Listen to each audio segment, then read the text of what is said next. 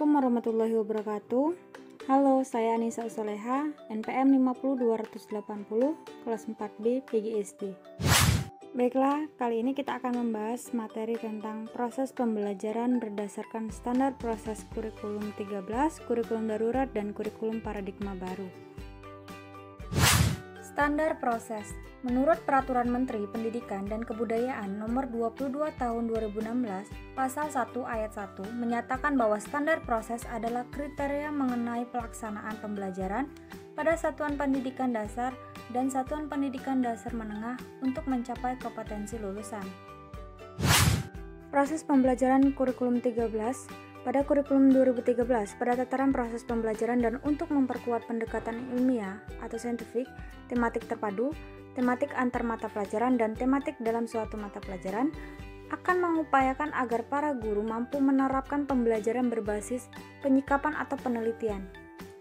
Hal ini bertujuan untuk mendorong kemampuan peserta didik untuk menghasilkan karya kontekstual, baik individu maupun kelompok. Maka sangat disarankan menggunakan pendekatan pembelajaran yang menghasilkan karya berbasis pemecahan masalah atau project-based learning. Prinsip dan karakteristik kurikulum 13. Prinsip yang pertama yaitu peserta didik mencari tahu. 2. Pembelajaran berbasis aneka sumber belajar. 3. Pembelajaran berbasis proses untuk penguatan pendekatan ilmiah. 4. Pembelajaran berbasis kompetensi.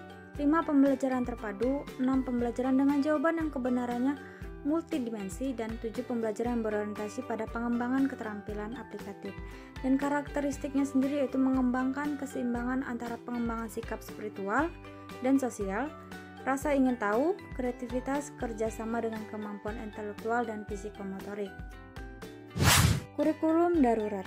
Dalam pelaksanaan pembelajaran, satuan pendidikan tetap dapat menggunakan perangkat berupa buku teks pelajaran yang sudah digunakan pada kurikulum 2013 dengan cara memilih materi yang sesuai dengan kompetensi yang digunakan pada kurikulum 2013 yang disederhanakan.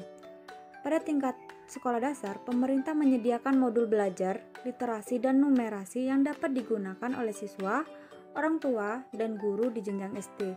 Selain itu, satuan pendidikan dalam kondisi khusus tidak diwajibkan untuk menyelesaikan seluruh capaian kurikulum untuk kenaikan kelas atau kelulusan. Prinsip dan karakteristik kurikulum darurat.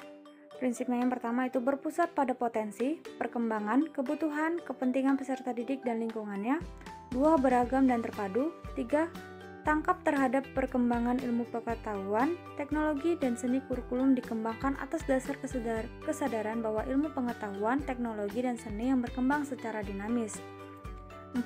Relevan dengan kebutuhan kehidupan. 5. Menyeluruh dan berkesinambungan. 6. Belajar sepanjang hayat. 7. Seimbang antara kepentingan nasional dan kepentingan daerah.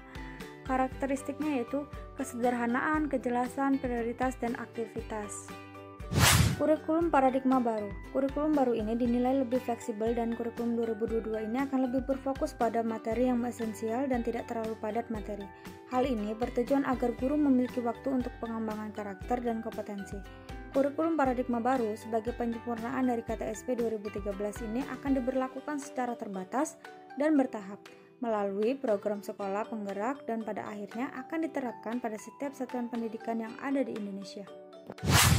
Hal yang menarik dari kurikulum paradigma baru yaitu jika pada KTSP 2013 kita mengenal istilah KI dan KD, yaitu kompetensi yang harus dicapai oleh siswa setelah melalui proses pembelajaran, maka pada kurikulum paradigma baru kita akan berkenalan dengan istilah baru yaitu capaian pembelajaran, yang merupakan rangkaian pengetahuan, keterampilan, dan sikap sebagai satu kesatuan proses yang berkelanjutan sehingga membangun kompetensi yang utuh.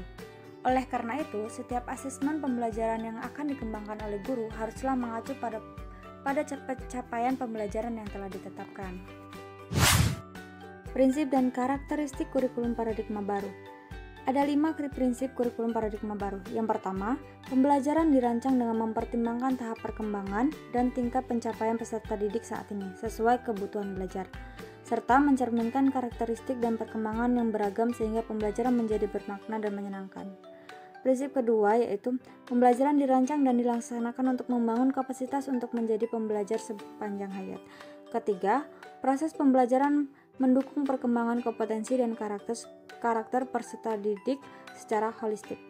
Keempat, Pembelajaran yang relevan yaitu pembelajaran yang dirancang sesuai konteks, lingkungan, dan budaya peserta didik, serta melibatkan orang tua dan masyarakat sebagai mitra.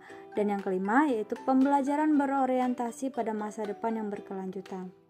Karakteristik kurikulum paradigma baru yaitu pembelajaran fleksibel, berbasis kompetensi, dan memiliki karakter Pancasila. Baiklah, terima kasih. Mungkin hanya itu saja yang bisa saya sampaikan dari materi ini. Saya akhiri, wassalamualaikum warahmatullahi wabarakatuh, dan sampai jumpa lagi.